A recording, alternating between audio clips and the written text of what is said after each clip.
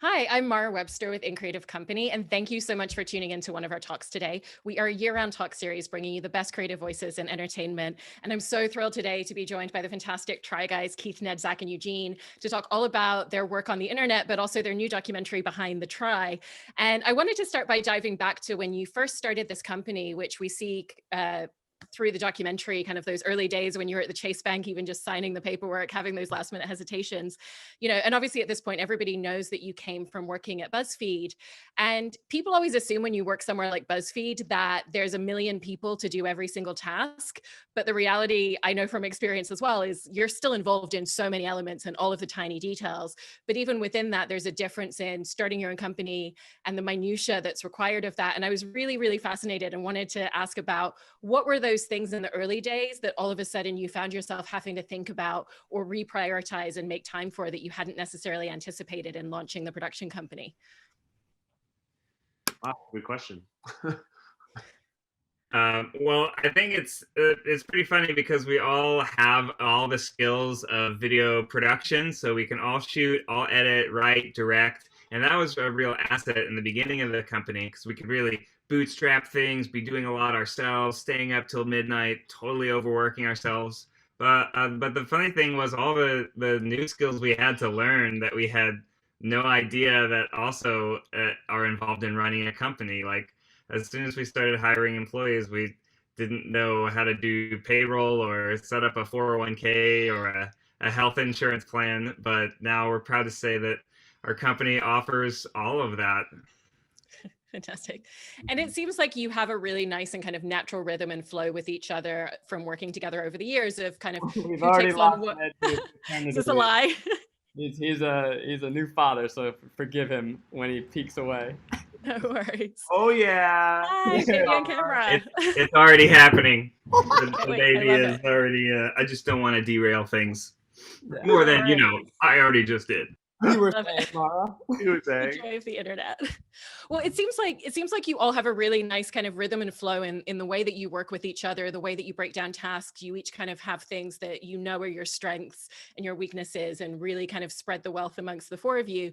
But at the same time, you're constantly pushing yourselves out of your comfort zones, with the live shows that you did, with writing a book, with starting podcasts, which all require really different skill sets. And so I wanted to ask a little bit about the way that you kind of work together to recalibrate what that creative collaboration looks like when you dive into new projects and you figure out what's required of each of you.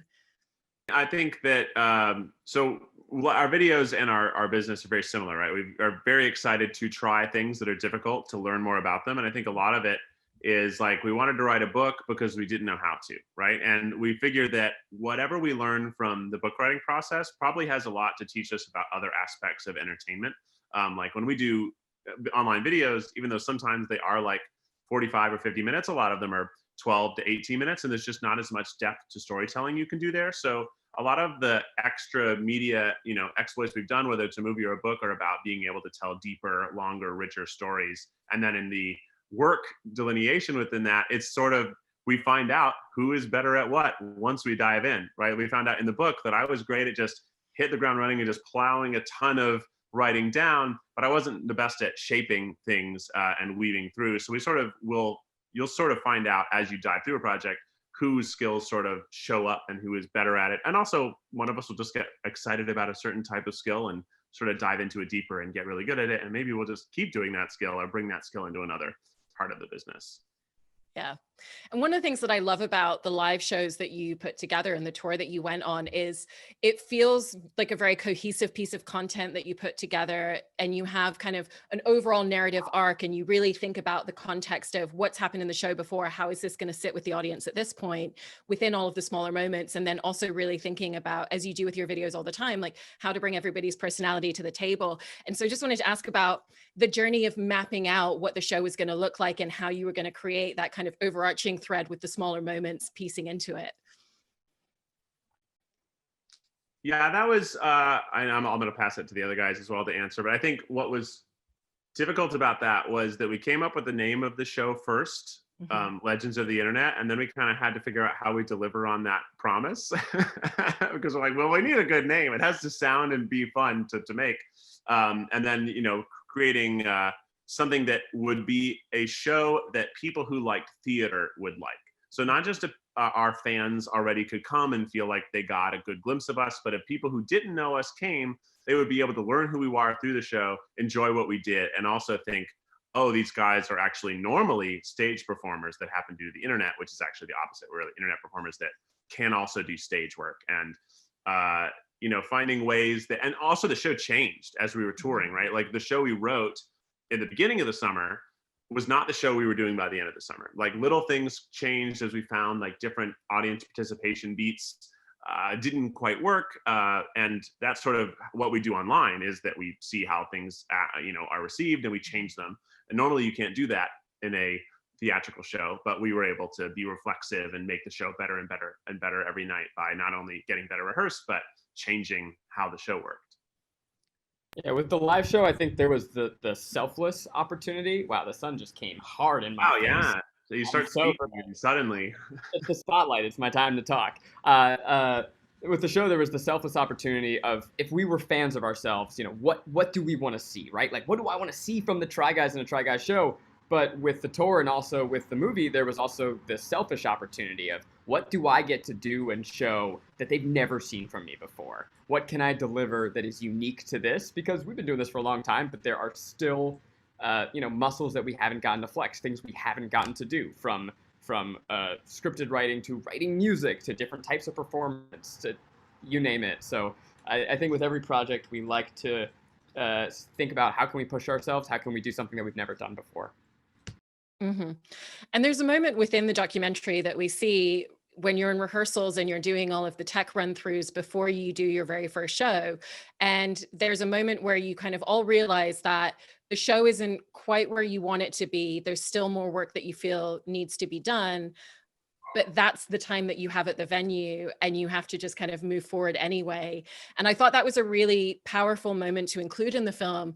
And so I wanted to talk a little bit about that with each of you, and just the mental space that put you in, and what you each found you had to do to push past that, so that when you went on stage for that very first show, that the audience doesn't feel that. They don't know that, oh, I wish I could have run this through with the video in the background as it's supposed to be with all the cues on point, that's the first time you're doing some of those segments. And so was curious about what for each of you really felt like you needed to do to get yourself mentally into the right space, because it wasn't the process that you had anticipated.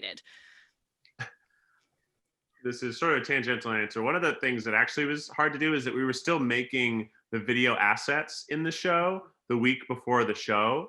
And we were also doing our book signing and press tour the week before the show. So we were in a van going between different like places to do promotional videos, running lines and practicing musical numbers together, and also giving each other notes on what could be better, and still writing the show. But individually, what did we have to, how did we get in that right headspace? I think a lot of it is trust that it will work. You know, a lot of, we have been working together for a really long time. There's a natural chemistry built into all that we do.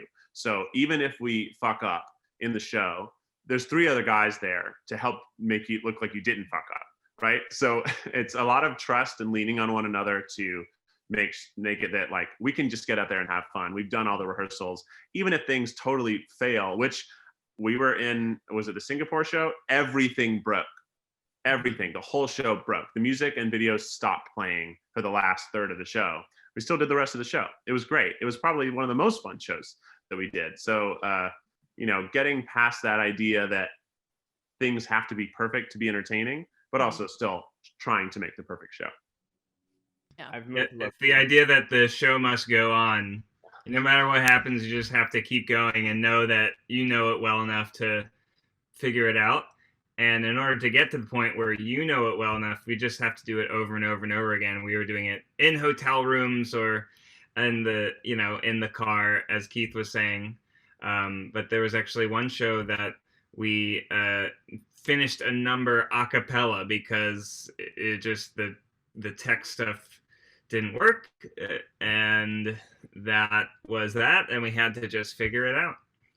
Yeah. Speaking specifically though to what you see in the movie, like that moment before that show, you see this in the documentary. We were dealing with a whirlwind of emotions. There were fears that we were spending too much money. There was, at least for me, this anxiety that I didn't know if we had a future together. We hadn't really spoken clearly about what did the future of the Try Guys look. That's certainly an anxiety that, for me, hangs over the entire movie. I know that Eugene felt a need to represent his community well, and that his performance wasn't living up to the goals that he had.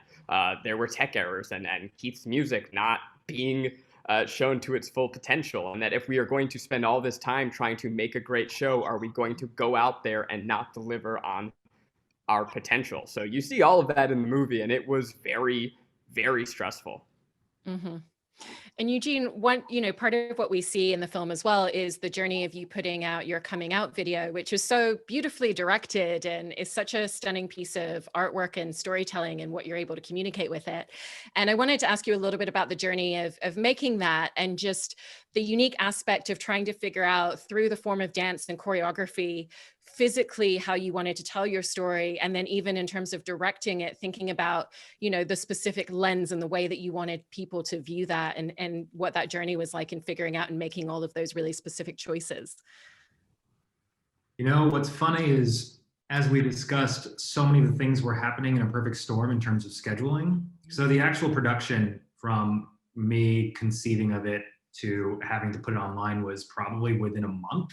So it was all very, I guess, second nature when it came to the storytelling aspects. It was just probably the first thing I thought of, was also the strongest. And so I think a lot of us similarly were running on those types of creative fumes throughout that entire summer, and what you see in the documentary. But for me, it was also sort of a release of not only, I guess, my directorial style, my writing style, my dancing style, but also I think of, being able to express that part of me through work, because I wasn't able really to do it through any of the stuff I've released digitally, or that we released digitally. I haven't been able to be that explicit about it in that language. And for me, I think a lot of it is the idea of being relegated to a place of not being able to speak about who you are, and then doing it in a medium in which there's no speaking at all, for me was second nature, but also I think a powerful way to sort of distinguish the method in which I chose to, I guess, officially come out to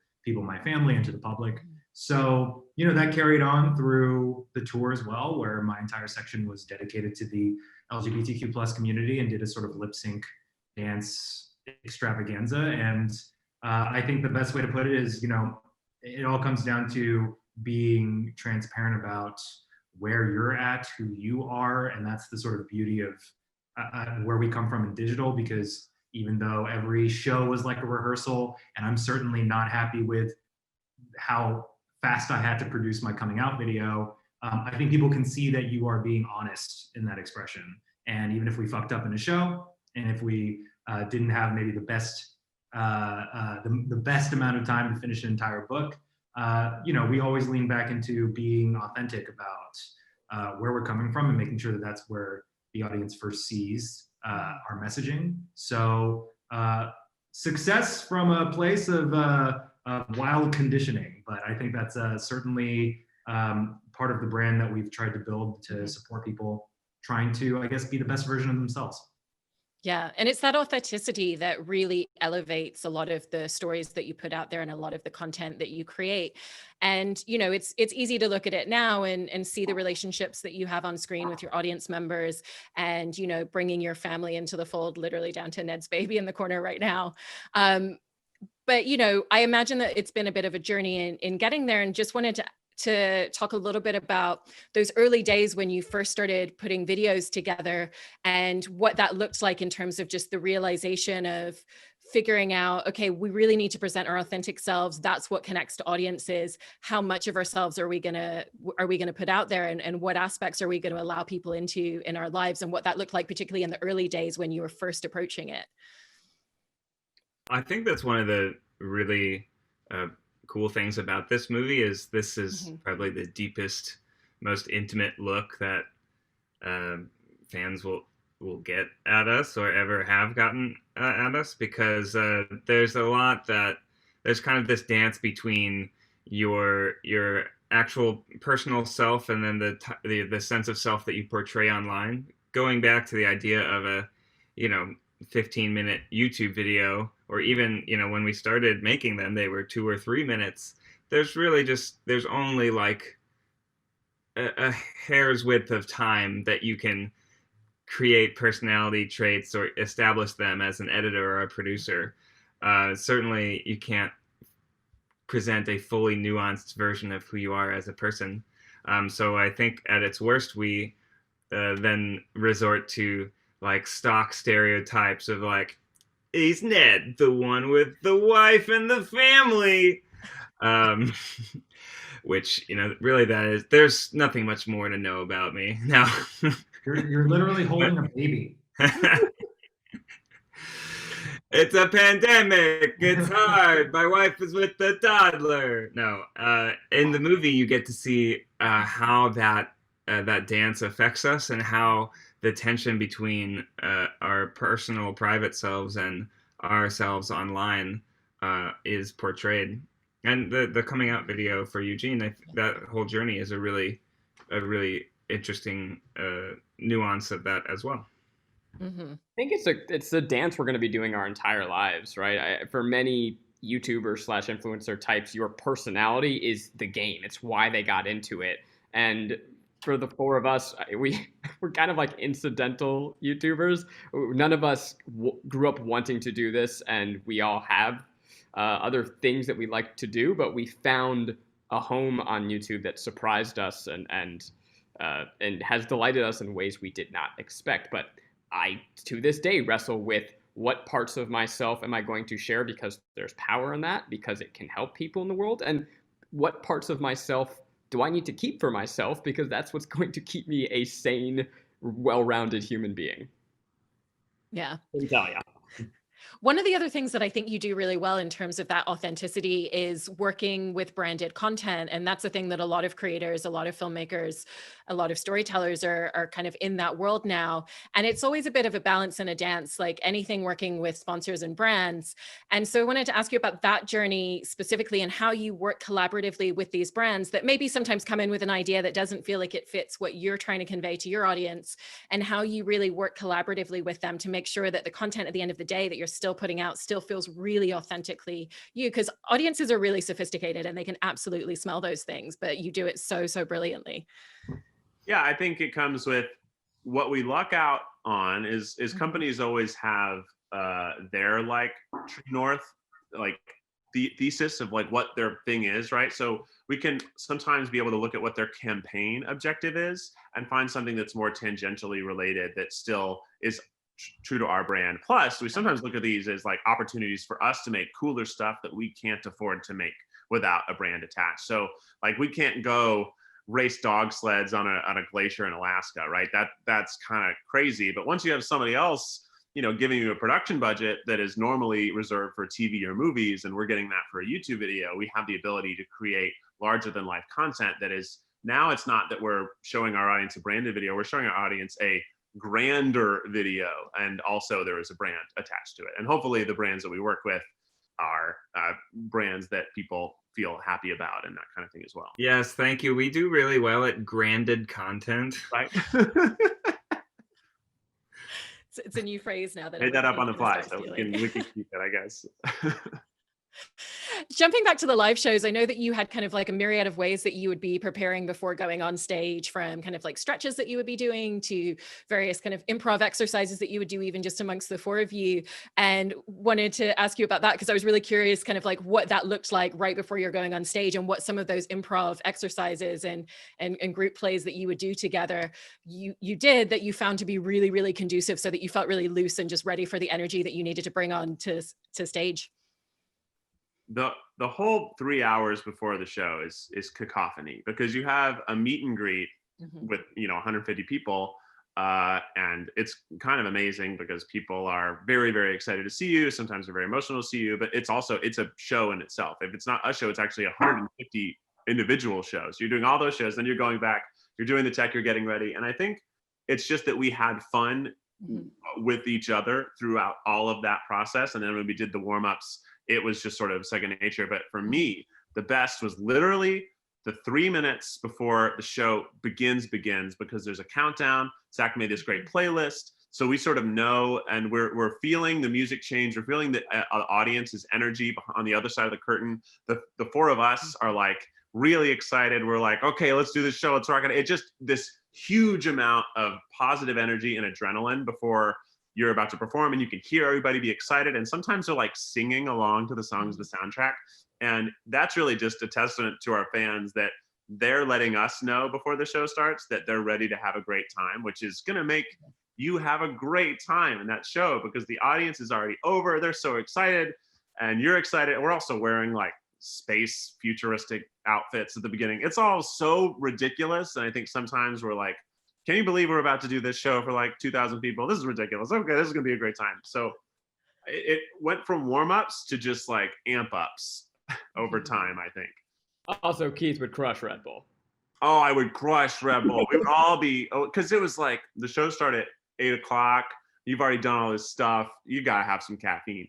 I think all of us were unofficially sponsored by energy drinks, the tour. Yeah, we tried really hard to get Red Bull to foot the bill for our production budget. It didn't work out because of, scheduling or something, but love them. Not a sponsor, but we love them. Love them. How you get amped up for a show is how do you calm down after it? Because that adrenaline does not go away for hours. Yeah. And then you're supposed to get on the bus and go to sleep right after. Yeah. We actually developed a pretty unique economic model for our movie because, movies are expensive and it's not every day that you see like YouTubers producing their own movie from an independent media company perspective. One of the things we're doing is we're doing a live virtual world premiere, almost like an event, like a show, like you would be able to attend a red carpet Hollywood premiere from anywhere in the world. And so that's like this new, I've never seen anything like it before, but it's going to be an interactive way for fans to be able to watch the movie, to be the very first people to watch the movie and to celebrate with us in an interactive way on a red carpet that we're setting up in Keith's house. And it's, it's going to help us fund the production budget for the movie. And however many people watch it, make sure that it's an event that is really fun for everyone. Yeah. So we don't need you, Red Bull. That's what we're saying. Yeah, that is a roundabout way. What's the interactive experience going to look like in the way that you're going to be interacting with the audience during that virtual premiere? We're going to have questions that a lot of our Patreons, so Patreon's like a subscriber fan base that have submitted questions that we're going to be answering live. Then we're going to start into the doc and we'll be in the chat along with everyone else so that as we're all watching the movie together, we're sort of chatting along with it. We thought about doing the talking during, but we really wanted people just to watch the movie and like focus on the content. So we didn't want to do us talking at the same time the first time, but we're going to be in the chat experiencing it. And really you get to see our whole staff, not only the four of us, but everybody else at the red carpet. We also have a live musical performance at the end of the red carpet that people will be excited for. Something that got left on the cutting room floor will make a special appearance live in the world premiere. Does it involve a French horn? Yeah, no French horn this time, but the French horn is very well represented in the film. Yeah, really a starring role. Yeah. One of the other things with live shows that I think a lot of people underestimate sometimes that's kind of a skill set required is that each venue that you go into, and we see it through the film, is so different. Sometimes the audience is incredibly close and they're all on the floor. Sometimes there's multiple balconies and you're really kind of like having to play to the back of the room. And did you get to spend much time as you walked into each venue just kind of like navigating and feeling out the space? And does it cause you to recalibrate kind of how you're doing any aspects of the show as you kind of walk in and see what that's going to be like, beyond just the fact that the audience for every show is already unique? Eugene, I mean, you had to make so many adjustments to your number every time. Yeah, we have quite a bit of audience interaction in the show in which we physically run into the audience. So there's always a question of, at this point, do I have access to the top balcony and can I sprint there fast enough to just run by everyone and high five? Keith is always seeing how far a balcony is to see if he can reach it with a fried chicken toss. And then in my my lip sync number, I'm always jumping off the stage, so I need to know if I can physically do that without crushing a child. So luckily, no children were hurt. One chandelier was hurt by Keith, And outside of that, we were able to calibrate every performance to each theater. But that was kind of the joy. Each theater is like a beast into itself. And there's nothing quite like feeling like you are in a like an old rock band, just kind of sitting backstage and then seeing exactly what the acoustics are like and how much you have for the blocking for your choreography. It's really an experience unlike anything else going on a nationwide tour. Yeah. We made a movie, but part of me does wish that we had made a 12-part miniseries. And if we had done that, there would have been a whole episode about the different venues because they're wild. Yeah, there was one time that we were running around, because we'd always run through the audience and then we'd run out some door. And I did not run out the door that I had pre-planned to run out of. And then I didn't know where I was. And then security was like, "Who are you?" And I'm like, "I need to get backstage." And like, "Who are you?" I'm like, "Is it not clear that I'm in the show right now? I'm dripping sweat. I'm wearing a crazy outfit. You need to let me through that door." He let me through the door. I didn't know that story. That's news to me. I don't know where we were, but they stopped me for all of 5 seconds and they're, "Oh yeah, no, you must be in the show." The same thing happened to me in Singapore, actually, because that was like a very large, like futuristic theater, and I got so lost. I ran all the way out of the main doors, and then I was like on like a mezzanine balcony, and I couldn't find the way back to backstage. So if you ever want to crash backstage at a Try Guys show, dress like a spaceman, dump water over your head, and insist that you have to get backstage now for the next number. They'll let you by. Yeah. I love in the documentary the interaction that we see you all having with your audience members, and it's something that has always been really important to you in how you connect with your audience through your videos. You're clearly very involved, even just in terms of like looking at the comments and looking at the feedback and looking at what people are interested in seeing from you in terms of the videos that you put out. But it's really special to see that live interaction. And we even have one of the security guys who was like, people assume that everybody comes out and does this and talks to everybody, but they don't.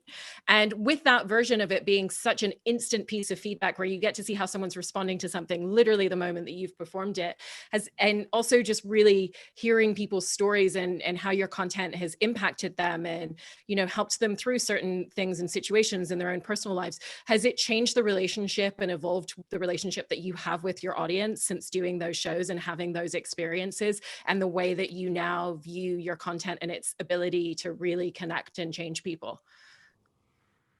Yeah, it was really incredible. And I'm sure we all have a slightly different answer for how meaningful it was. And look, this is really the story that the movie captures so well, I think, is we went out to do this show thinking that we were going to, impart something on our audience, to touch our audience. But really what that summer showed us, it was a synthesis of how much they meant to us and how much we have been changed because of the way we've been accepted by the audience, and seeing the ways that what we make really touches people. This was the first time that we, in a true meaningful way, got to be face to face with our fans, to see that, the numbers of, if 1 million people watch your video, that's 1 million different people who are all going through their own thing in a single day, who each have a capacity to grow and change and be positively affected by what we make.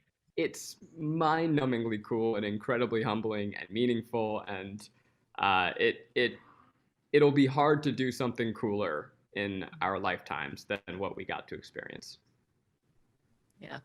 And at this point in the journey, with yourselves as a production company, and the journey that you were on even before then, the amount of time that you've spent working together, you've developed such an incredible skill set and adeptness within everything that you do. And I was interested for each of you kind of individually, what it actually is that still puts you out of your comfort zone, that you still find challenging, even at this point, having put together as many videos, as many stories, as many pieces of content as you have at this point together.